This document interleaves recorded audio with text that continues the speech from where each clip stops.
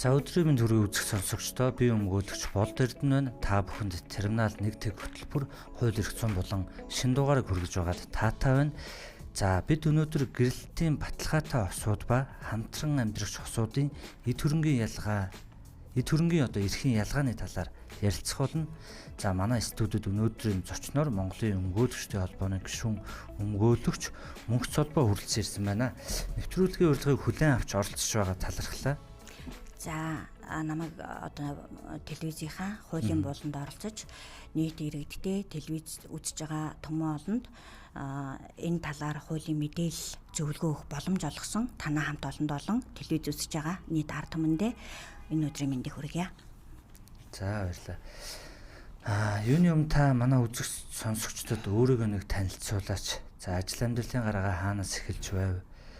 За хуулийн салбарт хэд их жилдээ ажиллаж байна. За мэрэгшиж дагнсан сэдвэн гэдэг юм уу, одоо мэрэгшиж дагнсан салбар нь ямар эрх зүй байдаг вэ? Гэх мэтчлэн энэ талаар та нэг өөрийгөө нэг танилцуулаач. За миний хувьд Монгол Улсын их сургуулийн хууль зүйн сургуулийг төгссөн.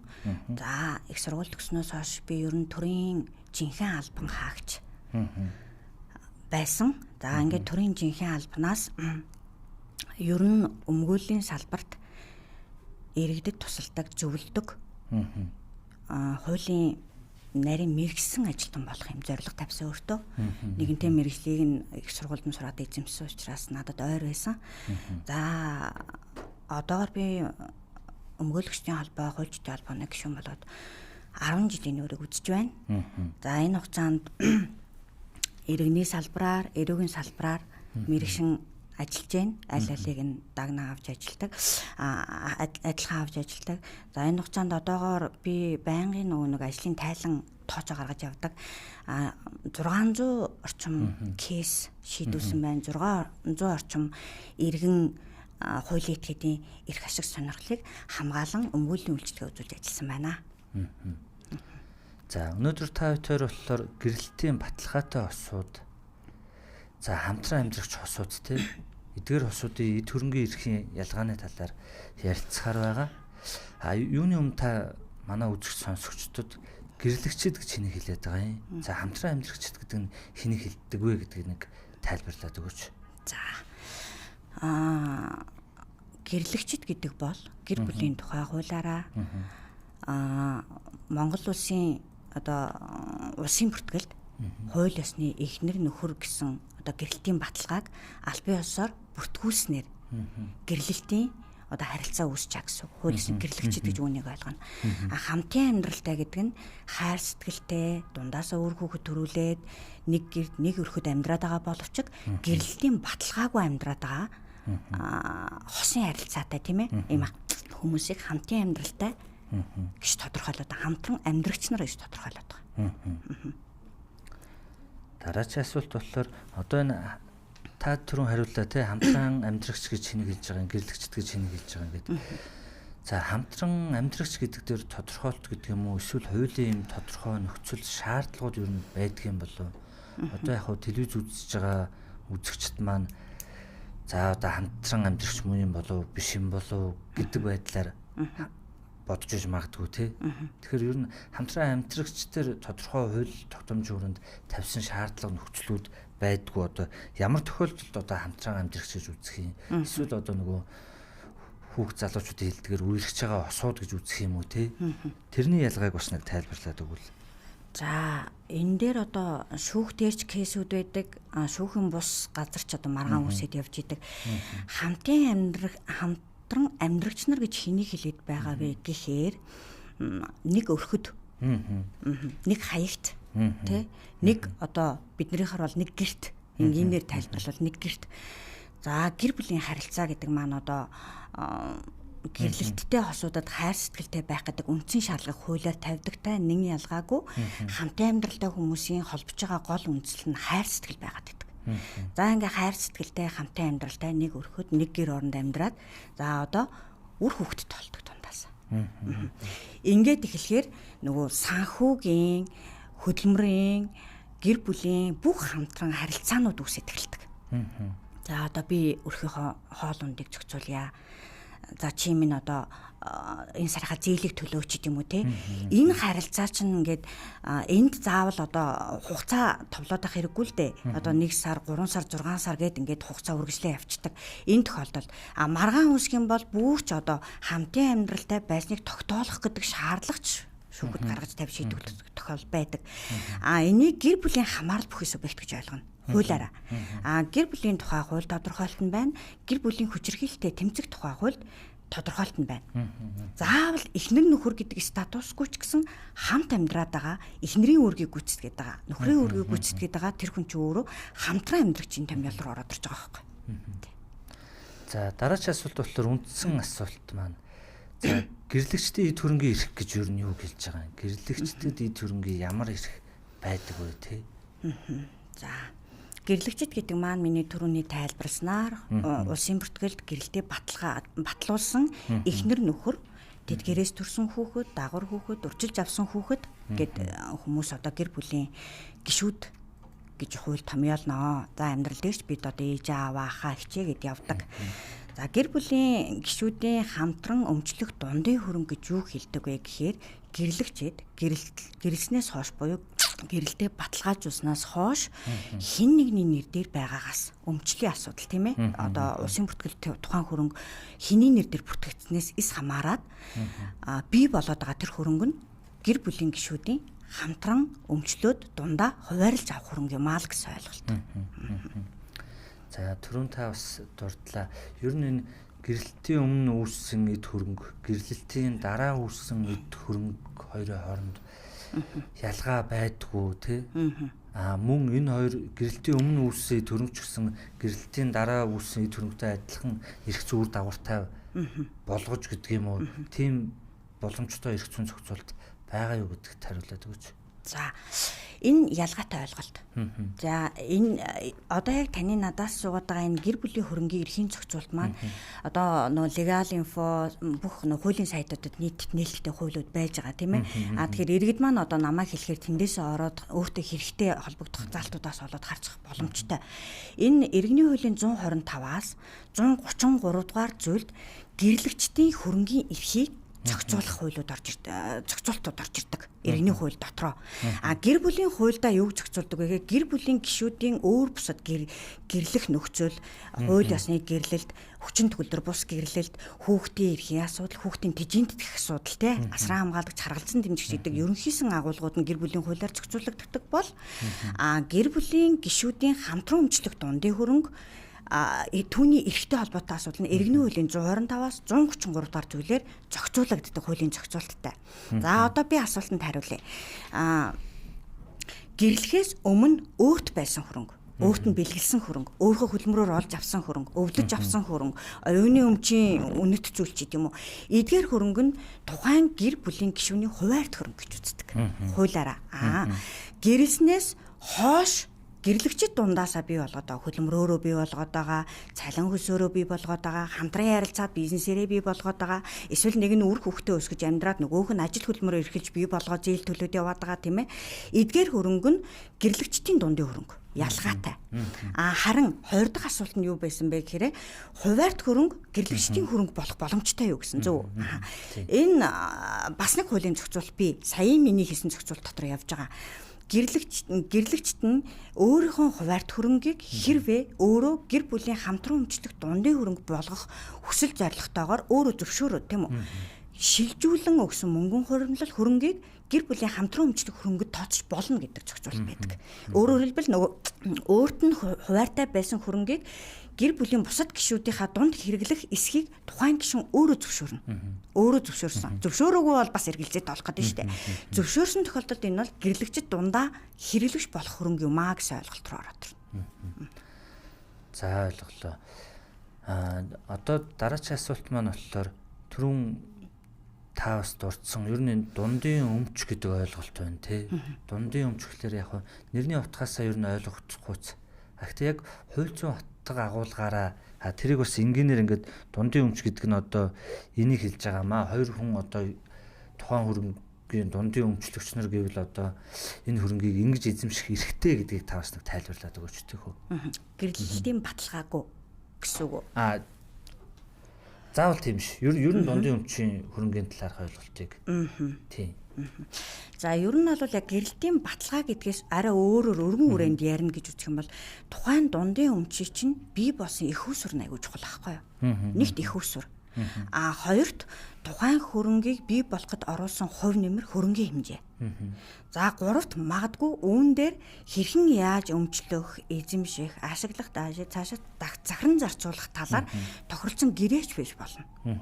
Энэ нь одоо зөвхөн шууд нэг хайрцаг тийгээд дундын өмч бол энэ юм, энийг ингэж л эзэмших, ингэж л хуваах ёстой гэсэн нарийн ганцхан хариулт байх боломжгүй. Амьдрал өөрөө баян учраас тэр хөрөнгө хэрхэн яаж үүссэн бэ? Тэр хөрөнгийг хин оролцоотойгоор өмчлөх вэ? Эсвэл өмчлөхгүйгээр эзэмшиж ашиглах юм уу? Эсвэл захиран зарцуулах эрх нь ганцхан хүн даах юм уу? Анх бий болгосон 5 хүн тавууланд нь байх юм уу ч гэдэг юм уу те? Кейс болгон дээр энэ өөр хариулагдана гэсэн үг. За хамтран амьдрагчдын хувьд те түрүүн бол хамтран амьдрагчийг тодорхойлоод хэлсэн те. Хамтран амьдрагчийн хувьд одоо эд хөрөнгийн эрх нь ямар байдаг вэ? Тэрийг нэг тайлбарлаад өгөөч. За энэ гэрлэгчдийн хөрөнгөөс арай өөр ойлголт гараад ирж байна те. За одоо яагаад энэ сэдвийг ярих нь чухал байгаа вэ гэхээр сүүлийн үед одоо иргэний шүүхэд шийдвэрлэгдэж байгаа иргэдийн гомдоод нэхээд шаардаад яваад байгаа маргаануудын нилээдгүй баггүй хувийг энэ маргаан одоо эзлээд байгаа байхгүй юу? Яагаад тэгэхээр сүүлийн үед нөгөө гэрэлтийн баталгаагүй амьдарч байгаа хамтран амьдрагч нар маш олон тоотой болоод байгаа учраас энэ хүмүүс маань эргээд дундаа за одоо ингээд тусынхаа амьдралыг хөөё цаашдаа хамт амьдрахгүй боллоо гэд ийм асуудал яригадаад эхлэнгууд нөө бий болсон хөрөнгийг хэрхэн яах вэ гэдэг асуудал яригдана. Угандаа бол нэгэнтээ анханасаа ярилцаа тохиролцоод бий болгосон өмч хөрөнгийг эргээд салахтаа бас ярилцаа тохиролцоод эвийн журмаар шийдвэрлэх боломжтой. Гэтэл энд нь дийлэнх ихэнхт нь маргаан үсээд байна. Үгүй би 50-50% авна. Үгүй би дийлэнх ихэнхийг авна. Үгүй би огт чамд өгөхгүй гэдэг юм уу те. Маргаан үсээд байгаа учраас энэ дэр шүүхийн оролцоо, өмгөөлөгч нарын оролцоо заашгүй орж ирээд байгаа байхгүй. Гэтэл иргэд шүүхэд хандаагүйчсэн энэ нэрээ яат юм болоо гэдэг асуулттай иргэд үү олноороо байгаа учраас энийг би ярьж өгье гэж бодоод байгаа байхгүй. За энэ дээр ингэдэг хамтын амьдралын дундаас бий болсон хөрөнгө нь тухайн хөрөнгө хэрхэн бий болохоос шууд хамаардаг. Нэгт. За хоёрт нь энэ хөрөнгө дээр ямар маргаан үүсээд байгаас хамаардаг. Өөрөөр хэлбэл тухайн хөрөнгө дээр эрхийн маргаан үүсээд байгаа юм уу? Мөнгөний маргаан үүсээд байгаа юм уу? Эсвэл хамтран өмчлмөр байгаа юм уу? Эсвэл дангаараа тэрийг өмчлмөр байгаа юм уу? Эсвэл тэр хөрөнгөөс тал хувийг нь мөнгөөр тооцоолж авмаар байгаа юм уу? Ингээ маргаануудаас хамаарна. За тэгэхээр энэ дээр хамгийн ойлгомжтой байдлаар иргэддээ зөвлөж хэлэхэд хамтын амьдралын дундаас бий болсон хөрөнгийг буцаан салгаж авахад тухайн хөрөнгийг бий болгосон хувь хэмжээгээ шүүхтээр нотлоод баримтаа гаргаж тавиад тухайн хөрөнгийн 80%-ийг нь тухайн одоо нэг хэмжлэгч бий болгоод одоо босгоцсон болвол 80% хөрөнгө оруулсан гэдэг нотлох баримтаа шүүхтээ гаргаж тавьжаад тухайн хөрөнгийн 80%-ийг нь эзэмших авах салгаж авах хэрэгтэй. За салгаж авах боломжгүй бол яг нөө өмчтөрөө хэрхэн эрхийн маргаанаа шийдвэрлэх асуудал яригадаад авчина. Тэгэхээр энэ дээр нэг л юм ойлгох хэрэгтэй. Ерөөсө тухайн хөрөнгийг бий болгоход ямар оролцоотой байсан бэ гэдгээс л хамаарна. Огт оролцоогүй байвал товчхондоо хэлэхэд тухайн хөрөнгөөс авах эрхгүй болчиход байгаа маа л гэсэн үг. Харин гэрлэгчдийн хувьд бол яг таны саяны дурддаг жишээн дээр гэрлэгчдийн хувьд бол тухайн хөрөнгөнд оруулсан хөрөнгөний хэмжээ хамаарлаггүй гэж ойлгосон зүг үү те? За зөв. Энэ дээр давуу эрх орж ирнэ. Өөрөөр хэлбэл гэр бүл иргэний хуулийн 125-аас 133 дээр холбогдох зохицуултуудаар юу гэж ядвэ гэхээр тухайн хөрөнгийг бий болоход гэр аж ахуйн ажилтай байсан, хүүхэд төрүүлсэн, хөгжлийн бэрхшээлтэй байсан, олон жилийн хүндэтгэл үүсэх өвчтэй хэвтрийн байсан байж болно. Гэсэн байлаачсан тухайн хөрөнгө дээр ямар нэгэн хөрөнгө оролцоогүй байсан гэсэн хөрөнгө бий болоход оролцоогүй их гэдэг шүү дээ тэр хүн. Тэгсэн байсан гэсэн тухайн хөрөнгө дээр маргаан үүсээд шүүхээр шийдвэрлэхэд гэр бүлийн гишүүд тэн дээр авах буюу хуваан авах эрх нь үүсээ явчихдаг байхгүй юу? Одоо сүүлийн үед гэрлэл цуцлах болон за одоо энэ хамтран амьдрагч нарын хувьд бол эд хөрөнгөний эрхийн талаарх маргаанууд дээр нэлээд дурддагдж байгаа төвөгтэй нэг асуудал нь болохоор ипотекийн зээлтэй орон сууц гэдэг ойлголт байна л да. За энэ орон сууцтай холбоотой маргааныг ер нь шүүх хэрхэн яаж шийдвэрлэгдгийг. За магадгүй иргэд одоо за ямар ч учраас одоо жишээгээр бодох юм бол за бид хоёр яг гэрэлт бол батлуулаагүй. Гэхдээ бид хоёр хоёулаа төрөнгөө гаргаад дундаас авсныг 3 өрөө байр бий. Тэр маань ипотекийн зээлтэй. За одоо гэрэл цуцлахаар боллоо, салахаар боллоо гэхэд энэ төрөнгийг яах вэ гэдэг асуулт байж болж байна тий. За. Тэгээ ер нь энэ төрлийн төрөнгийг яаж шийддэг вэ гэдэг талаар та нэг тайлбар зөвлөгөө өгөөч. За энэ дээр одоо нөгөө гэрэлтийн баталгаагүй чи ялгаа заавал гарч ирнэ. Ипотекийн зээлтэй хөрөнгө гэхээс илүү ялгаан тэндээ гарч ирээд байна. За эхний тохиолдолд болохоор гэрэлтийн баталгаагүйгээр амьдарч байхдаа ипотекийн зээлээр байр авцсан гэдэг кейс дээр яриа тий. Хэрвээ ингэсэн байх юм бол тухайн ипотекийн байрыг авахд буюу тухайн хөрөнгийг бий болгосон их усүр нь хинээс вэ? Тэр тухайн нэхэд байгаа хүнд хамаатай юу? Тухайн хөрөнгөд оролцоотой юу гэдгээ өөрөө нотолж оролцсон шүүхтэр. Тухайн хэдийгээр хамт амьдраад 10 жил болцсон. За тэгээд дундаас ипотекийн зээл аваад тэндээ хүүхэд төрүүлээ амьдраад идэг. Гэсэн чинь нөгөө нэхэд байгаа тал маань тухайн хөрөнгийг бий болгоход огт оролцоогүй. Өөрөөр хэлбэл урьдчилгаа 30% гэдэл ард түмэн мэдж байгаа тий. За тэнгуутаа сар болгоны төлөлт одоо 700, 800, 1 сая төгрөг ч юм гээд төлөөд яваад идэг. Ингээд хөрөнгөө бий болгоод л нь шүү дээ баг багаар. За ингээд яваад байгаа энэ тохиолдолд нөгөө нэгж байгаа тал маань огт хэрвээ хөрөнгө оролцуулаагүй бол тэр хүн авах эрхээ алдна. Авах эрхгүй гэсэн үг. Эрхээ алдах биш, авах эрхгүй гэсэн үг, шаардах эрхгүй гэсэн үг. Харин урьдчилгаа 30% өгсөн байгаад нөгөө 30% өгөөгүй талд сар бүр мөнгө төлөөд яваад иж бас болно шүү дээ. Хоёулаа харилцан тохиролцоод энэ тохиолдолд нөгөө байраа яах вэ гэдэг асуудал яригдах юм бол 30%-д оруулсан 30%-аар бий болгосон хөрөнгөөр нь шаардах уу? Эсвэл ипотекийн зээлийн гэрээгээ өөр дээрээ авч үлдээд үндсэн зээлдэгч нь хинбэ гэдэг асуудал бас яригдана.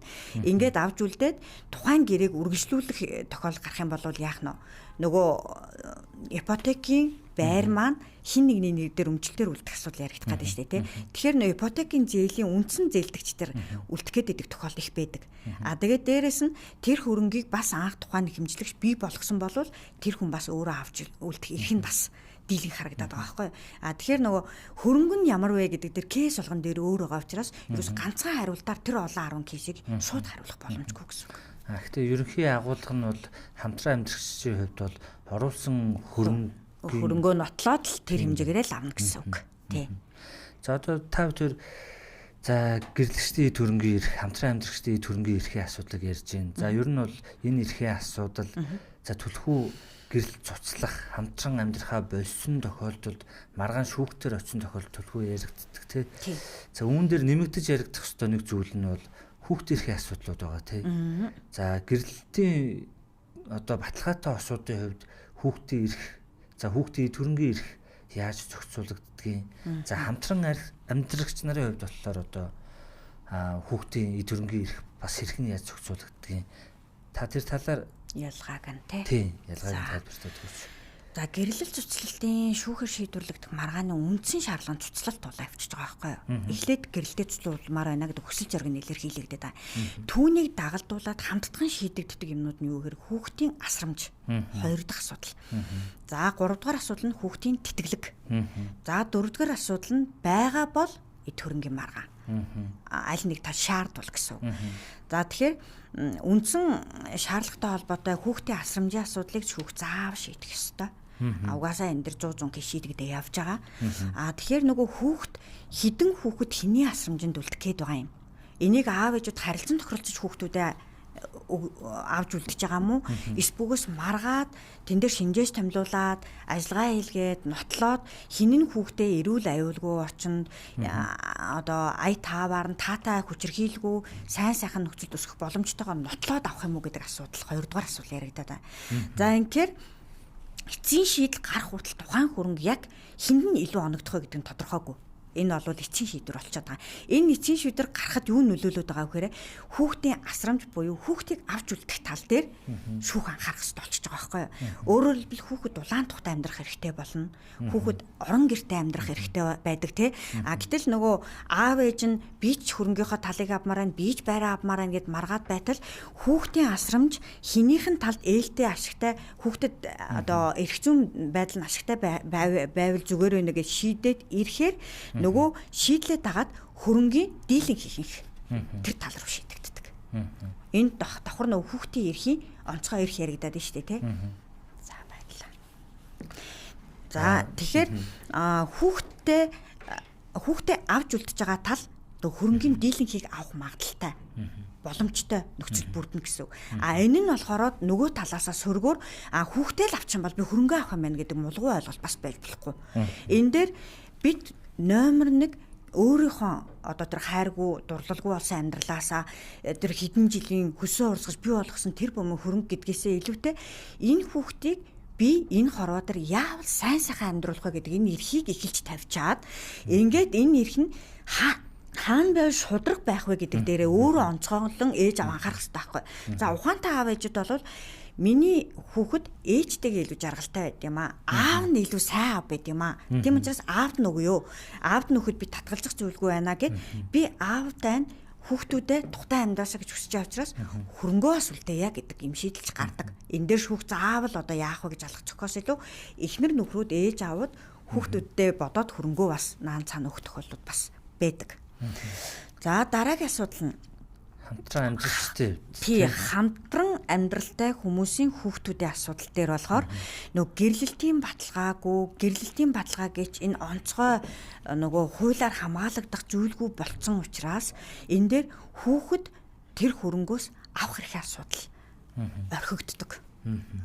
Яагаад тэгэхээр тэнд нөгөө аав ээж нь хоёр нь нөгөө би энэ хөрөнгийг босгоход төдөө үе оролцоотой байсан гэдгийг нотолж тухайн хөрөнгийг хувилж хуваарлаж авч байгаа учраас энэ дээр хүүхдийн эрхийн хөрөнгө авах хөрөнгө хуваарлуулах хэрэг гэдэг асуудал яригдахгүй орхигдчихдаг шүү. Тиймээс гэрэлтийн баталгаатай гэр бүлийн гишүүдийн хүүхдүүд хөрөнгө дээр давуу эрхтэй орж ирдэг л гэж ойлгож байна. Тэгэхээр таны хариултаас маш товчхон нэг ийм дүгнэлт хийж болмоор санагдлаа. Одоо насанд хүрсэн хосууд та бүхэн тий хүүхдийнхээ эрх ашигыг нэн тэргүүнд тавина гэж байгаа бол хүүхдийнхээ эрх ашиг ирээдүйд санаа зовж байгаа бол гэрэлтээ заавал баталгаажуулах ёстой байна гэсэн дүгнэлтэнд хүрж байна. За миний дараагийн асуулт болохоор за хүүхдийн асуудал ярихлаар энэ ч одоо гэр бүлийн гишүүд гэдэг ойлголтод хамаарч байгаа тий. За гэр бүлийн гишүүд дотор хүүхдүүд дотор одоо хууль зүйн ойлголтоор үрчлэгдсэн хүүхд дагвар хүүхд гэдэг ойлголт байна. За энэ тохиолдолд одоо төрсөн хүүхдээс тий эрх зүйн үр дагаврын хувьд ялгаатай юу, адилхан уу гэдгийг та нэг тайлбарлаад өгөөч. За эрх зүйн үр дагаврын хувьд бол яг адил тэгш эрхэдлэн. Энэ дээр энэ төрүүлсэн хүүхэд энийг өмнө нь өвчлөөд авчихсан байсан. Энэ надаас төрөөгүй хүүхэд гэдэг ялгарлан гадуурхалт өөрөө байж болохгүй. Энэ ямар одоо нөгөө хуулийн ойлголтуудаар илэрхийлэгддэг гэхээр тэжээн тэтгүүлэх асуудал төр бүр номер 1 орж ирдэг байхгүй. Гэрэлдээ батлуулсан эсхээс үл хамааран тухайн хүмүүсийн дундаас төрсэн хүүхэд яг адилхан эрх хэдэлж одоо тэжээн тэтгүүлэх эрхээ эдлээ явдаг. Яг үүний нэгэн адилаар тухайн хөрөнгийг хуваарлахад үрчилсэн хүүхэд, дагвар хүүхэд, дагуулж ирсэн хүүхэд, төрүүлсэн хүүхэд бүгд яг адилхан тухайн хөрөнгөдөр эрхтэгш хамаарад эрхээ шаардаад хуваарлуулж аваад явна л гэсэн үг. За ойлголоо. Миний дараагийн асуулт болохоор уучлаарай. За энэ дэр би нэг юм залруулах болох байна. Нөө саяын таны асуултанд хариулж явахдаа нөө насанд хүрээгүй хүүхэд өөрөө дангаараа хөрөнгө шаардах байгаа юм шиг би ярьчлаа шүү. Энэ бас буруу шүү. Насанд хүрээгүй хүүхэд бол ерөөсөө хөрөнгийг дангаараа шаардах хэрэг бол байдаггүй шүү. Гэрэлтийн баталгаатай байсан гэсэн. Харин хүүхдийг нөө гэрэлтэг цуцлах үед хүүхдийг хин авч үлдэж байгаа самаараа хөрөнгийн дийлэн хийхийг хуваарлах боломж магадaltaй гэж тайлбарлсан. Харин насанд хүрснийхаа дараа гэр бүлийн гишүүн бие даагаад тухайн нөө гэр бүлийн дундын хамтран өмчлөх хөрөнгөөс тусад нь шаардлага гаргаж нэх хэрэг нь үсэд явдаг шүү. Энэ бас ялгаатай ойлголт шүү. За ойлголоо. Баярлалаа. Миний дараагийн асуулт болохоор ер нь иргэд олон нийтээс нийтлэг түгээмэл асуудаг нэг ийм асуулт байна. хүүхдийг хүнд нь өгдөг юм бэ гэдэг. Одоо энэ түрүүн та бүхэн гэрлэлтийн талаар, гэрлэлтийн төрөнгийн талаар, за гэрлэлт цуцснаас хойш гэрлэлтийн төрөнгийг яаж хуваарлах талаар ярьлаа. За энэ сэдвтэй хамааралтай мөн гэхдээ хүмүүс нэлээд асуудаг юм. Ер нь хүүхдийг хэн авдаг юм бэ? За дийлэнх иргэдийн нийтлэг ойлголтоор бол ээжд нь л өгдөг гэж хэлнэ шүү дээ. гэж ярьж байна. Тэгэхээр та энэ дээр нэг хариулт өгөөч. За энэ ёстой хариулт байна. Яагаад тэгэхээр одоо нөө мэрэгжлийн бүс зөвлөгөө өгдөг хүмүүс одоо тэр онлайн цахимд маш их байгаад байна. За одоо би ингээд хүүхдтэйгээ амьдрд юм аа, хүүхдэд тэжинт тэтгүүлмээр байна. За би одоо хүүхдтэйгээ асрамжийг авмаар байна ч гэдэг юм уу те. Ингээд пост бичингууд доор нь угаасаа 18 хүртэлх настай хүүхэд ээж дээрээ байдаг хуультай ч гэдэг юм уу те. Угаасаа 5 хүртэлх настай бол жоох юм чи ээж нь л аван штэ гэд ингээд хууль бус худал зөвлөгөө маш их явдаг. Тэгэхээр энийг одоо мэрэгжлийн хуульчид бид залруулж өгөх учиртай. За хүүхдийн асрамжийн асуудал гэдэг бол одоо бид хоёрын яриад байгаас хөндөд байгаа сэдв буюу хөрөнгийн асуудлаас илүү нарийн нандин онцгойлох эрхийн асуудал юм. Өөрөөр хэлбэл хүүхдийг энэ хорвоо дээр тээгээ төрүүлээ дундаасаа бий болгоод аваад ирсэн бол тухайн хүүхдийг 18 нас хүртэл нь эрх зүйн бүрэн чадвар чадамж нь үүсэх хүртэл тухайн хүүхдийг хоол ундтай, орон гэртэй, амар тайван, аюулгүй, хүчирхийлэхгүй өсөж торних бүх л нөхцөлийг ээж нь болон аав нь харилцан тэгш эрхийн үрээнд үүрэх хариуцах учиртай. За тэгэнгүүт одоо нөгөө гэрлийн баталгаатай ч тэр гэрлийн баталгаагүйч тэр хүмүүс хоёр тишээ болохоор нөгөө хүүхдэд булаацалтаад эхэлдэг. За хүүхдийг яг хөрөнгө шиг булаацалтаад байна. Энэ бол одоо хуульчдын хувьд айгүй эмзэглүү штэ. За одоо ялангуяа энийг шийдэж байгаа шүүгчнэр бол бүр онцгойлон эрхийн асуудлыг таниулж, яриулж, тайлбарлаж өгдөг. Хүүхдийг та хэд бүү ингэж булаацалтаач. Хүүхд чинь хөрөнгө биш шүү. Өс хонзонгийн хэрэгсэл биш шүү. Та нар бүү ингээч. Эн чинь бүхэл бүтэн хүний амь, эрх, амьдрах орчин нөхцөл яригадаад хаад энийг эвийн журмаар шийдэд өгөөч гэж өмгөөлөгч гуйдаг, шүүгчч гуйдаг. За би эсрэг талын хүн байсан ч эсрэг талынхаа хүн зөвлөж гуйж бас тайлбарлаж өгдөг. За тэгэхээр энэ дээр 18 хүртэл наснд нь за ганцхан ээж аав гэдэг хууль бол байхгүй шүү. Байдаггүй. Хөхөөрөө байгаа юм чи бага насных юм чинь ээжд л өгөх ёстой гэдэг бас хууль байхгүй. За энэ дээр ямар асуудлууд яригддаг вэ гэхээр асрамж дээр би хүүхдээ авъя, үгүй би авнаа гэж сүргэн хэмжил гаргаад ч юм маргаад ороод ирэхээр хүүхдийн эрхийн асуудлыг шийдэхийн тулд хүүхдийн орчин, амьдрах нөхцөл за хүүхэд ээжтэйгээ амьдрал таатай нөхцөлтэй байна уу? Аавтайгаа байвал таатай нөхцөлтэй байна уу? Ер нь аав нь өсгөж хүмүүжүүлэх чадвартай байна уу? Амжиргааны төвшин ямар юм? Боловсрол нь ямар юм? Энэ хүний зам төлөв ямар юм? Хүчирхийлэгч юм уу? Эс хүчирхийлэгч юм уу? Энэ хүний давуу тал нь юу юм? Сул тал нь юу юм? Арх тамхи хэрэглэдэггүй. Хүүхдээ хажууд арх ууд юм уу? Хүүхдээ уурандаа алгадаад авд юм уу? Энэ бүх юмыг судалдаг шүүхтэр. Энэ бол бүр маш чухал юм байхгүй юу? Бидний нөгөө хідэн төрөний хөрөнгөчийн энэний хажууд юу ч биш байхгүй юу? Энийг маш сайн судлаад энийг хэн судалдаг гэхээр нэгдүгээрт өмгөөлөгч нар ярьж орох. Хоёрдугаарт аав ээжүүд үнэн бодит нөхцөлийг ярьж орох. Гуравдугаарт энэ дээр хин нэгэн талын хүсэлтээр эсвэл шүүхээс асрамжтай холбоотой шинжээчийн баг томилж ажиллаулдаг. За шинжээчийн баг нь хэн байдаг вэ? Сэтгэл зүйч, нийгмийн ажилтан, за хороотой холбоотой өөр хүүхдийн эрхтэй холбоотой тэр нэг хүүхдийн эрхийн байцаагч гэж байдаг тийм ээ. Эдгээр хүмүүс баг бүрэлдэхүүн болоод хүүхэд болгон дээр аав ээж тус бүрчлэн дээр ажиллагаа явуулдаг байхгүй юу? За энэ дээр бүр аавын ээжийн сардаа хэргэлдэг ундаа арх алкогол те за гадуур дотор явдаг муу зан төлөв, сайн зан төлөв, үр хүүхдээ сайн сайхан юу зориулдгийг муу муухай ямар үлгэр дуурайлтай энэ бүх юмыг шинжилэн судлаад санал оруулж ирдэг шүүх рүү. Аав нь ийм хүн биш шүү. Аав дээр нэм юм үжилт гарч иж байна. Ээж нь за ингэнгүүт нөө гол бидний яриад хүүхэд. Хүүхэд аавтайгаа байхаараа ямар сэтгэл хөдлөлтэй юм? Ээжтэйгээ байхаараа ямар сэтгэл хөдлөлтэй юм? Аавтайгаа байхаараа тэр хүн баяртай таатай гормон нь илүү ялгараад байна уу? Ээжтэйгээ байхаараа айгаад байна уу? Энийг тогтоодог. За ингээд энэ бүх зүйлийг тогтоосны дараа нөгөө өмгөөлөгч нарын ажиллагаа орж ирнэ. Аав нь ямар орчинд амьдард юм бэ? Аав яаж үр хүүхдэд хайрлж хандд юм бэ? 7 хоногийн хэдэн цагт өглөө хэдэд гараад орой хэдэд ороо хэдэн цаг хүүхдэд зарцуулд юм бэ? Хичээлийг нь хэн хийлэгд юм бэ? Ороо өглөө үүрээр тэр хичээл нь хэн хүргэж өгд юм бэ? Шаардлагатай үед давтлагыг хэн хамт цугаа хийгээд байна вэ? Энийг өмгөөлөгчөр нь гаргаж нотлно. Бас энэ дээр бас ажиллагаа явагдана. Ингээд энэ бүх маш олон цогц ажиллагааны үндсэн дээр шүүхээс за төдөн настай тэр нарын асрамжийг ээжт нь өгвөл илүү хүүхдийн ирээдүйд зөв цогцтой нөхцөл бий болох юм байна. Эсвэл аавд нь үлдээвэл гээд ингээд зарим тохиолдолд аавд авдаг. Аавд авах тохиолдол цөөнгүй байдаг. Маш мундаг аав нар байдаг штэ. Бүр ээжээс нь илүү хайрладаг, сайхан хоол хийж өгдөг, өглөө хүргэж өгдөг, баяр наадмын тэмдэглэж өгдөг, сэтгэл зүйг нь анхаардаг, сонсдог аавд байдаг. Бүх аав муу биш байхгүй. Тэгэхээр дан ээжд өгдөг гэсэн хууль байхгүй. Маш их цогц нотлогоо ажиллагааны үндсэн дээр хүүхдийн асрамжийг аль нэг талд нь шүүх шийдвэрлэж өгнө. Таны энэ хариултан дээр нэмээд бас нэг асуухад сүүлийн үед бас хүмүүс ингэдэг болжээ.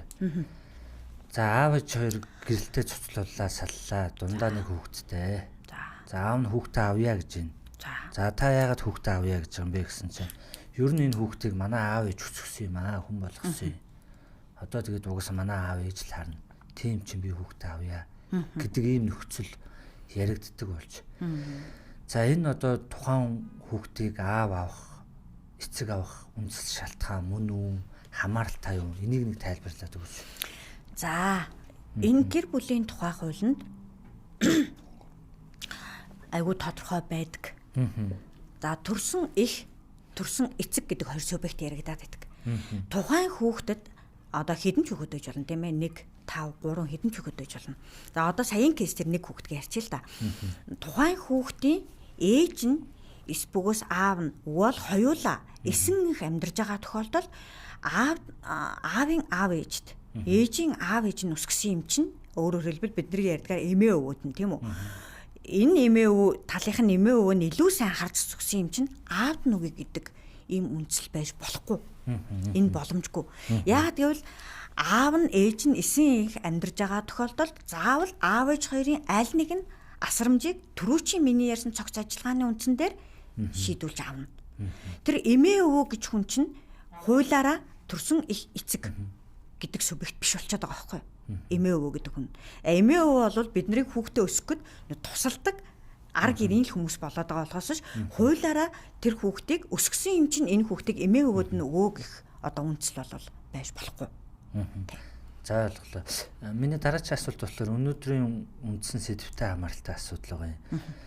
За та нөгөө гэрэлсэн осууд болон хамтран амьдрагч осуудын хувьд аль альнийх нь хувьд хариулж өгөөрэй гэж хүсэх байна. За гэрлэгчдийн нэг нь одоо өөр бусад этгээдтэй компани байгуулад ингээд тодорхой ашигтай орлоготой ингээд ажиллаад явдаг тохиолдлууд байдаг тий. За. Гэтэл гэрлэлт цуцлалаа гэхэд гэрлэгч маань тэр нөгөө сасан эхнэрийнхаа гэдэг юм уу нөхрийнхөө тэр хувь эзэмшдэг компаниас хувь эзэмших боломжтой юу гэдэг асуулт. Мөн хамтран амьдрагчийн хувьд ч тэр. За. Гэрлэгчтэй эхлээд хэлчихье тий.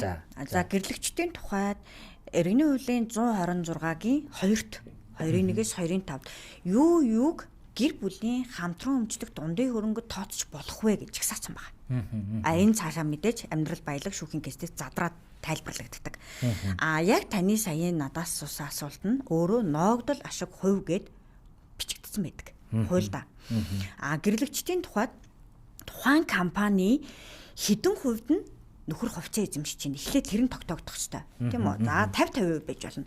За тэгвэл тухайн компани 50%-ийн хувьцаа эзэмшигч нь гэр бүлийн гишүүний одоо нэгийнх нь нэр дээр байгаад байна шүү дээ. За энэ тохиолдолд гэхдээ энэ нөгөө гэрлэлт батлууснаас хойш шүү. Хойш бас хувьцаа эзэмшигч болсон байхыг шаардна. За ингээд энэ тохиолдолд нөгөө компаниг бүтнээр нь биш 100% биш нөхрийнхөө эзэмшиж байгаа хувьцааны хэмжээнд мархна гэсэн үг байхгүй. 50% бол тухайн компани 100%-ийн 50%-ийн хувьцааг нь ийш нь татаж оруулж тогтоож агаад тэр нь 5 хүнд хуваагдъя гэж үзэх гээд байгаа мó. Эхнэр эсвэл 50%-ийн 25-нд би хувьцаа эзэмшигчээр тогтоолгомоор гэх юм уу те. Нөгөө эхнэр яг юу хүсэж байгаа юм бэ гэдэг хүсэл зоригоос хамаарат шаардлага тодорхойлоод маргана гэсэн үг. Боломжтой. Харин хамтран амьдрагч нарын тухайд бол тухайн нөхрийн эзэмшээд байгаа хин нэгэнтэй хувь нийлүүлээд, хөрөнгө нийлүүлээд, бизнес эрхлээд, компани босгоод, бизнесээс ашиг олоод ингээд яваад байна тийм үү? Ингэж байтал нөгөө хоёр чинь бас хоёр тишээ болоход айгүй муу юм яриад нь хоёр тишээ болох юм яриад нь тийм. За ингээ хоёр тишээ болох болонгууд нөгөө хамтран амьдрагч эрэгтэй маань ч юм эмэгтэй маань тэнд хувьцааны асуудалтай байгаад байгаа байхгүй юу? Одоо хувьцаа эзэмшигч компани тийм. Ингэнгүүт нөгөө хүн одоо би чиний хамтран амьдрагч учраас чиний ингэж бий болгосон хөрөнгөөс авнаа л гэдэг юм ярих гэдэг шүү дээ. Зөв. Ингэсэн тохиолдолд мөн л миний түрүү чи ярьснаар тухайн компани хувьцааг бий болоход хөрөнгө оруулаагүй шаардах хэрэггүй. Тухайн компани хөрөнгийг бий болоход хөрөнгө оруулсан бол яах нь тухайн хөрөнгийнхөө хувь хэмжээг нь нотлоод шаардна. За энэ дээр би бүр тоочны тодорхой юм хэлээд үгүй.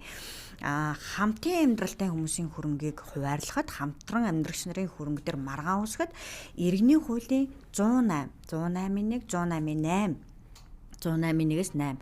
За ахаад 119, 119-1, 119-2, 119-3 гэд зохицуултууд хамаарна. Өөрөөр хэлбэл бит хоёрын нөгөө гол ярих гээд байгаа хууль эрхийн ялгааны хувьд хамтран амьдрагч нарын хөрөнгийг хуваарлаж шийдэхин тулд нөгөө хөрөнгөө хуваах өөрсдийнхөө хувь хэмжээг нотолж шаардахын тулд 108, 119-өөс барь шаарднаа гэж ойлгочихно. Харин гэрлэгчд хөрөнгөө хуваарлах асуудал яригдах юм бол 126-аас 125-аас 133 иргэний хуулийн шал өөр зохицуулт явж байгаа. Ийм хуулийн зохицуултын ялгаагаар хөрөнгийг маргана, шаардна, хуваарлна гэдгийг ойлгох хэрэгтэй. За энэ дээр бас нэг юм би нэмээд хэлээд өгчээ. Одоо нөгөө ажилч мэрэгчж байгаа өмгөөлөгчийн хувь те нөгөө гэр бүлийн гишүүдийн хамтран өмчлөх дундын хөрөнгө дээр шүүхтэр маргаан хэрэг үүсэт эхлэхэд тухайн хөрөнгийг нөхөрний мөнхтөр нууцаар зарж үрчих гээд байдаг. Дангац өөрийнхөө нөгөө өмчлөлтөөр байгааг далимдуулаад эсвэл нууж хаагаад ойр тойрон лугаа өмчлөлийн шилжүүлчих гээд байдаг. Эсвэл зарж өрөөд гадаад дотоод явчих гээд байдаг. Одоо муухай кейс зөндөөл байна л да. Энэ тохиолдолд тухайн хөрөнгийг хөдөлгөч гээд хэцүү байгаа бол нөгөө талаас иргэний хэрэг хянаа шийдвэрлэх тухай хуулийн 129-өө бариад битүүмжлүүлчихдэг шүү. Тухайн хөрөнгийг ямар ч хөдөлгөөнгүй болгоод битүүмжлүүлээд тухайн хөрөнгийг эцсийн байдлаар шүүх шийдвэрлээд хуваарлах хүртэл өмчлөгчөөр хэнийг үлдээх юм бэ? Зээлийн гэрээг хэн дээр үргэлжлэх юм бэ? Эндээс хэн ноогдох хөрөнгөө мөнгөөр тооцоолж авах юм бэ гэдэг эцсийн шийдэх хүртэл тэн дээр барилттай байж идэг. Тийм учраас энэ эрхийг бас давхар эдлээд явчвал нөгөө хөрөнгө хөдлөхгүй битүүмжлэгддэг шүү. Энэ дээр бас анхаарал явах нь зөв. Дараагийн асуулт бас жишээн дээр л асууя гэж бодлоо. Гэрлэгч хамтрагч компани байгуулж байна. За нөхөр 70% хувьцаа эзэмшдэг, эхнэр 30% хувьцаа эзэмшдэг. За энэ тохиолдолд тэгээд гэрлэлт цуцлагдлаа гэхэд энэ тохиолдолд одоо тэр компани хувь эзэмшилт хувьцаан дээр өөрчлөлт орох уу? гэдэг асуудал байна. За энэ дээр ер нь бол нөгөө нэхэмжлэгч тал юу хүсээд байгаа юм? Юу шаардах юм? Нэг. Хоёрт нь хариуцагч бас сөрж бас шаардлага гарах нь уу гэдэг энэ хоёр үндсэн нөхцөл яригдана. Тэгээд юу шаардахаасаа хамаарат компани одоогоор л би 30% хувьцаа эзэмшигч юм аа. Гэхдээ би энэ хэргийг эцсийн шийдвэрлэх үеэр нэг мөсөн гэрэлтийн маргаантайгаа зүг би энэ компани гэрэлтийн гэрчилгээтэй хууль ёсны эхнэрийн хувьд би энэ компани 50% эзэмшигч болмоор байна гэдэг шаардлага гарах гээд байгаа юм уу тий? Эсвэл 50%-ийн хувьцаа эзэмшигчийн дүндэн тохируулаад би хөрөнгөө аваад энэ компаниа 100% нөхөртөө өгөөд салмаар байна гэж байгаа юм уу? Эсвэл нөхөрт хөрөнгийг өгөөд мөнгөнд дүнгээр тооцож өгөөд компани 100% авмаар байна гэж юм одоо нөгөө шаардлага болгон өөр. Тэгэхээр нөгөө шаардлагаасаа хамаарат тэн дээр нотлох ажиллагаа явагдана. Бас хэдийгээр 30% гэлээ энэ дээр нөгөө хууль ёсны гэргий гэдэг агуулгаараа 50% авмаар байгаа бол яагаад 50% авах ёстой юм? Яагаад энэ 50%-ыг авснаар хинт ашигтай юм? 50%-ыг авсан үр дагаварт хин эрх ашиг дээрдэх юм. Энэ юмнуудаа тогтоолгож агаад шаардаж бас болно. Тэгээд нөгөө талдаа бас ер нь яагаад анхнаасаа 70-30 гэж тогтоосон гэдэг чинь бас сонирхолтой. Тийм одоо тэг өмгөөлөгч нь яг энийг ярих нь шүү дээ.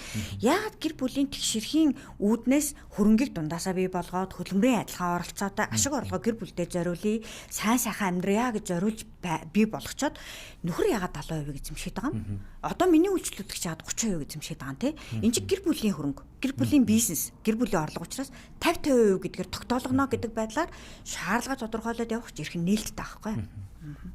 За гэрлэгчдийн эд хөрөнгийн эрхийг хамтран амьдрагчдын эд хөрөнгийн эрхийг ярихлаар бас нэг яригдах ёстой сэдэв бол зээл гэсэн сэдэв байна. Түрүүн та бичвэр ипотекийг ярьлаа. За энэ эрх зүйн харилцаанд оролцсон хүмүүсийн хувьд одоо эхнэр нь гэдэг юм уу нөхөр нь аль нэг нь банкнаас зээл авдаг те одоо өндөр өвний түнтэй тодорхой зориулттай зээл авдаг. Гэтэл гэрлэлт цуцлагддаг. Цуцлагдах үед болохоор зээл авсан хүн маань болохоор энэ зээлийг би одоо гэр бүлдээ зарцуулсаа. Тэгэхээр энэ зээлийг одоо манай нөгөө тал хамт төлөх ёстой гэдэг шаардлага тавилаа гэхэд энийг одоо хэрхэн яаж шийдвэрлэх боломжтой вэ? Өр зээлийн асуудал яригдаж байна те. За юу яана? Эхний ээлжинд бол тухайн одоо тэр тухайн хүний тайлбараар бол тухайн зээлийг аваад тэр мөнгөний их усрыг гэр бүлийн бусад гишүүний сайн сайхны төлөө, гэр бүлийн гишүүний бусад ам амжиргааны төлөө зарцуулсан гэдэг үйл баримт яригдаж байна. Тэгэхээр эхлээд тэрийг нотлох шаардлага гарна. Магадгүй тэр хүн зээл аваад өөртөө машин унаад өөртөө хөрөнгөтэй олсон байж болно. Тэрийг гэр бүлдээ зарцуулсан гэж тайлбарлаж бас болно шүү дээ. Одоо тэгэхээр нөгөө өмгөөлөгчрийн ажиллагаа чинь орж ирдэг байхгүй. За эсвэл тухайн хөрөнгийг аваад зөвхөн өөрөө гадаад аялсан байж болно. Тийм ээ. Тэгэхээр нэг хөрөнгөө үнэхээр зарцуулсан уу гэдэг нэгдүгээр нотлохооны ажил явагдана. Үнэхээр тэр хөрөнгөө оруулж ирээд гэр бүлийн бизнестэй өгөөд үр хүүхдээ гутал хувц авч өгөө тийм ээ. Эхнэрийнхээ эрүүл мэндэд зарцуулаад болно шүү дээ. Ингээд зарцуулсан байж болно.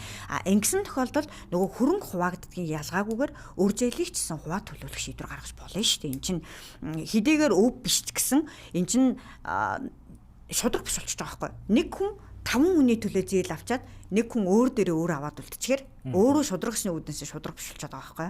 Тэгэхээр нөгөө эхлээд зарцуулсан гэдгээ нотол тавьж агаад эргээд их нэртэйгээ энэ зээлийнхаа төд өдөө хувийг ийм байдлаар би хуваа төлмөр байна гэдгээ маш сайн нотлоод энэ дээрээ нөгөө өмгөөлөгчтэйгээ ярилцаад тэр ажиллагааныхаа үндсэн дээр шүүхээрээ шийдвүлээд явах боломжтой. Гэхдээ ер нь бол би энэ олон жил ажиллахад яг үнийг хэлэхэд эхнэрч тэр нөхөрч тэр ер нь манай монголчууд их чудагтай хүмүүс юм уу гэж би одоо бодож байна. Яг энэ асуултаас хинч би өөрөө хуваа төлөе гэж орж ирдэггүй юм. Айгу одоо тэр айгу сайхан сэтгэл ахгүй юу. За одоо битээр салж байгаа юм байна, явж байгаа юм байна. Энэ хүү одоо надад хайргүй болчих юм байна гэд ингээд хөөх юм дийлэнх ихтэй аауд за одоо би эхнэр хүүхдээ байраа өгье. Одоо жишээ нь би аавын өмгөөлөгчөөр ажиллаа гэхэд одоо миний үйлчлүүлэгчээр дийлэнх ихэнх нь би хүүхдээ орон гэргүй гадаа нойтон хүүтэн байлгамааргүй байна. Өмгөөлөгч би өөр хүүхдээ байраа өгөөд ингээ өөр зээлээ. За тэгэхээр эхнүүд ч гэсэн бас хөөрхөн сайхан сэтгэлтэй нөгөө нөхрөө байрыг нь аваад үлдчихэж байгаа болохоор зээлийн гэрээний үүргийг авч үлдчихэж байгаа тал үргэлжлүүлэхээр шүүхийн шийдвэртээ тусгуулаад бас орхио явцдаг. Тэгэхээр нөө өрийг бол хуваах асуудал нэг айхтар шийдэгдээд байдаггүй. За ойлголоо баярлалаа. Миний дараач асуулт болохоор за сүүлийн үед бас нэлээд түгээмэл гарч байгаа жишээ байгаад байна. За гэрэлтэй цуцлуулаагүй тэгсэн мөртлөө хамтарч амьдрахаа болсон гадаад улс руу явсан тус тустай амьдралтай үр хүүхэдтэй болсон тэгээ гэрэл цуцлагдаагүй байдаг гадаадаас ирээд Монгол улсад эд хөрөнгө эзэмшдэг зарцуулдаг одоо өмчлөдөг тий. За тэгээд гэрэлтэй цуцлуулъя гэсэн чинь нөгөө эд хөрөнгөний асуудал гарч ирдэг. За наад эд хөрөнгө чи хуваагдах ёстой, хуваагдах ёсгүй гэдэг асуудал гарч ирдэг. Энэ тохиолдолд ер нь яаж шийдвэрлэх боломжтой вэ? За энэ бол өстой аягүй чухал асуулт. За энэ дараа би нэг жижигхэн кейс хэлж өгнө. Яг надад ингэж тохиолдчихсан кейс юм байна. Гэрлэлтийн баталгаа гэдэг бол яг миний саяын зөвлөгөөний ихэнд ярьж гисэн нөгөө нэг хөрөнгө дээр давуу эрх олгоод байгаа шүү дээ. Яг үүнтэй адилхан хор үр дагуулаа авчдаг. Ер нь альва сайн сайхан зүйл чинь дандаа л нөгөө сүудэр талтай л байдаг. Яг тэрний одоо үр нөлөөлөл ахгүй юу.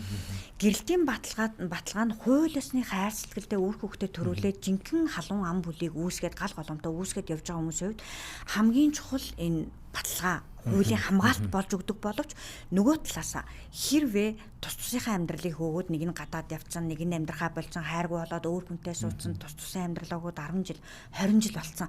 Ийм хүмүүсийн хувьд баталгаатай яваад байгаа нь өөрөө маш их хор уртай. Маш аюултай шүү. Энийг би яг нэг адилхан кейс дээр хэлж өгье.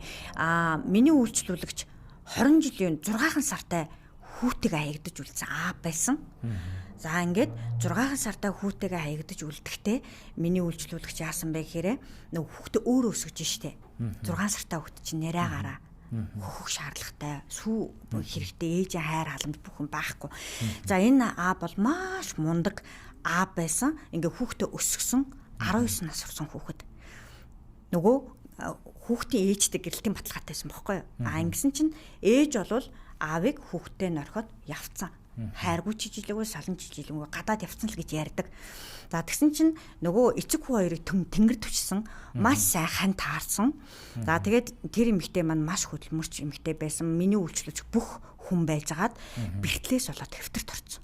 За одоо нөгөө ээж нь орхиод явсан хүү өөрийгөө асруулах нь хоёр хүүхд биш, хоёр хүнийг асрах үүрэг нөгөө эмэгтэйд ирж байгаа байхгүй. Ингээ 19 жилийн амьдрал өнгөрсөн. За яг над дээр ирэхэд бол хүү 19 нас хүрсэн байсан. Цэргийн дуудлагаар явсан байсан, алба хаагаа явцсан байсан. Миний үйлчлүүлэгч эрэхтэй болвол хэвтрийн дэглэмээс айхтар босоогүй. Ер нь бол хөгжлийн бэрхшээлтэй болцсон байсан. Ингээд намайг өмгөөлөгчөөр авахаар ирсэн. Эрэхтэй яасан гэхээр одоо яг таны надаас асуусан хайр сэтгэлтэй амьдраад байгаа 10 хэдэн жил амьдэрсэн гэргийтэйгээ явж байгаа байхгүй юу. За ингээд дундаасаа хүүхдээ олцсон, нөгөө дагуулж ирсэн хүү том болцсон, ийм нөхцөл бий болцсон. За тэгсэн чинь нөгөө 20 жилийн өмнө гэрэлтийн баталгаатай яж хай явцсан эмэгтэй гин 19 настай хүүд дээр хүрээд ирсэн. За хүүд нөгөө хойд ээж гэж ярина биднэрийг харуулаа. Гэтэ ээжэ гэж дууддаг. Хойд ээж байр авж өгөө тусна гаргасан байсан. Айгүй мундаг ээж тэр бол үнэхээр гайхалтай сайн ээж байсан. Ингээд нөгөө өөрийн гэсэн орон гэртээ олцсон, цэрэг татлагад явцсан, бүр ингээ эмээг асардаг болсон тэр хүн. Айгүй өөрхөн том болсон. Ийм байсан чинь 19 жилийн дараа нөгөө 6 сартад нь хайж явсан эмэгтэй гадаадаас ирээд энэ миний хүүгээ амьдраад байгаа хөрөнгө бол бидний хамтран өмчлөх дундын хөрөнгө юм аа. Одоо би энэ байрнаас авна. Энэ байрыг би өмчлөнө гэдээ ороод ирсэн шүүх рүү. Өөрөөр хэлбэл би хариуцагч өмгөөлөгчөөр орж байгаа гэсэн үг байхгүй. Тэгэнгүүт хамгийн аюултай нь энэ хөрөнгө үнэхээр нөхрийн хөрөнгө тий хүүгийн нэр дээр байсан бол энэ хуваагдах боломжтой болсон байсан. Гэрэлтийн баталгаатай л хөрөнгө хуваагддаг шүү. 20 жил тустай амьдрсан хамаагүй, 2 жил тустай амьдрсан хамаагүй, олон жил хаяад салаад өөрөөр амьдралтаа болсон байсан хамаагүй. Эргээд буцаад гэрэлтийн баталгаагаа улбаалаад гэр бүлийн хамтран өмчлөх дундын хөрөнгө бидний гэрэлтийн баталгаатай хугацаанд бий болсон байна. Үүнийгээ би хуваая гэд ороод ирэх шаардлагыг нь үүсчдэг. Ийм аюултай байдаг. Гэхдээ энэ эмэгтэй нөгөө миний өмгөөлсөн хүний тэр хүүхдийн хөрөнгө нөгөө хүний унаад яваад байгаа машин дээр бүх юм тэр хүмүүсийн нэр дээр байгаагүй учраас энэ бол гэр бүлийн хамтран өмчлөх дундын хөрөнгө биш байсан. Ийм учраас энэ хөрөнгө хуваагдаагүй азар. Тэгэд ийм аюултай нөгөө гэрэлтийн баталгаа гэдгийг муу хүмүүс муу аргаар муу зүйлээр сэдээд явж идэг тохиол байдаг учраас бүх хүн сайн биш учраас хүмүүс минь амьдраад боллоо, саллаа, амьдрал дуслаа, хайргүй боллоо гэж үтсэн бол гэрэлтийн баталгааг заавал цуцлуулж агараа л гэж зөвлөх байна. За баярлалаа. Таны яг энэ кейсээр тайлбарсны дараа бас дараачийн асуулт нь одоо тэгвэл гадаад усд байгаа. За саллыг гэр бүлээ цуцлуулъя гэлээ. Тэгэхэд одоо заавал энд ирээд шүүхэд хандаад ингэх ёстой юу? Эсвэл хуульчаас зөвлөгөө аваад цахимаар гэдэг юм уу? Тийм байдлаар гэрэл цуцлуулах боломж байна уу? Сүүлийн үед иргэд тий одоо нөхөр гэдэг юм уу эхнэр нь гадаад улсад байгаа. Нөгөө тал нь мэдээж Монгол улсад байгаа. Гэрэлтэй цуцлуулмаар байна. Гэрэл цуцлуулах гээд одоо Монгол улсад шууд ирэхлээр ажил төрөл ингээд сургууль соёлын асуудлууд байдаг тий. Тэнгүүд тэр тохиолдолд яаж цуцлуулах вэ гэдэг зүйлийг хуульчаас их асуудаг болсон байна. Та энэ дээр нэг зөвлөгөө өгөөч.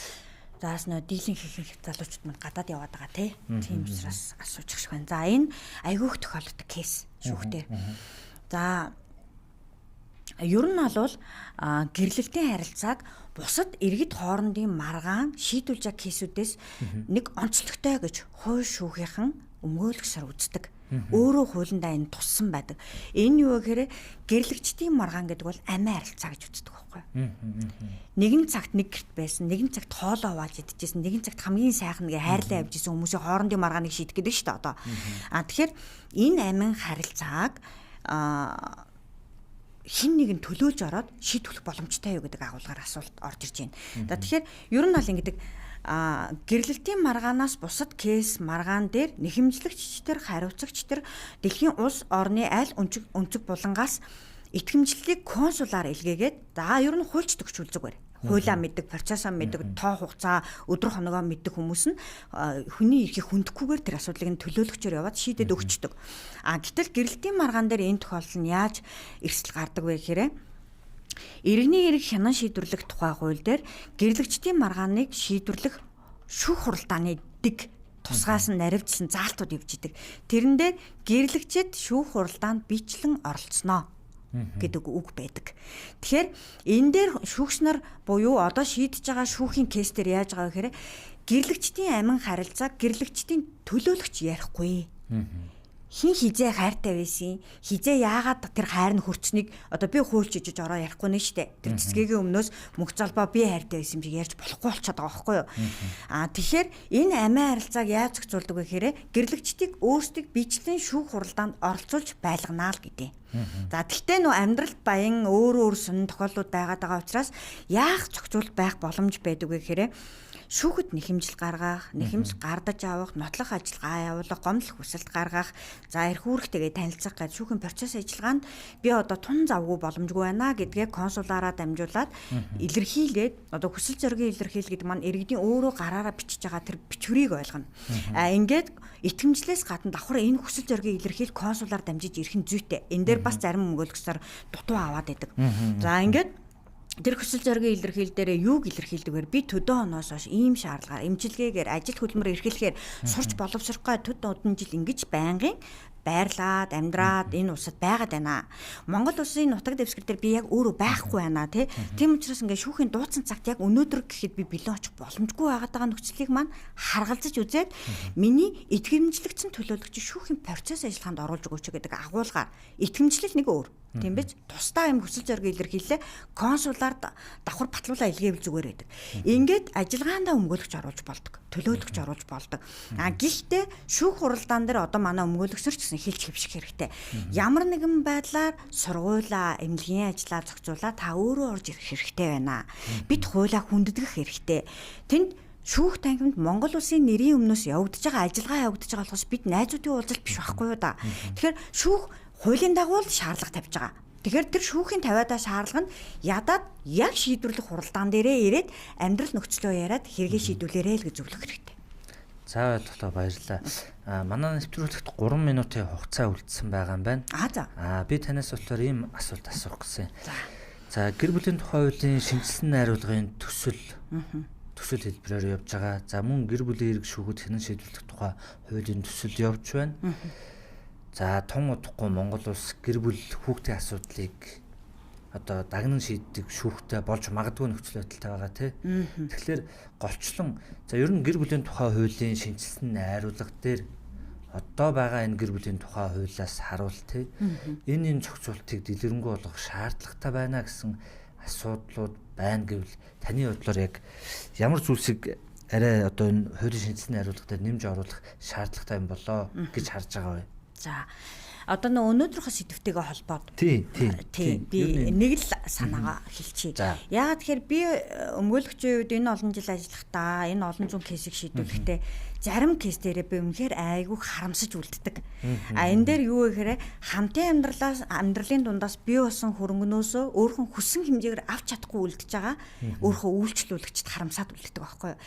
Тэгэхээр нөгөө гэр бүлийн тухай хуулинд миний санаагаар юу байвал зохимжтой вэ гэхээр гэрлэгчд гэдгийг бол ойлгочлоо тий. Гэрлэлтийн баталгаатай. За тэгэнгүүт гэрлэлтийн баталгаагүй мөртлөө нэг өрхөд нэг хаягт нэг гэрт үр хүүхдийг нь төрүүлээд хайр сэтгэлдээ 2 3 4 5 10 20 жил амьдарсан хэрнээ хамтын амьдралтай гэдэг статусаар хөрөнгөдөр давуу эрх эдэлж чадахгүй ингээд унчиж байгаа кейсүүд байгаад байгаа байхгүй.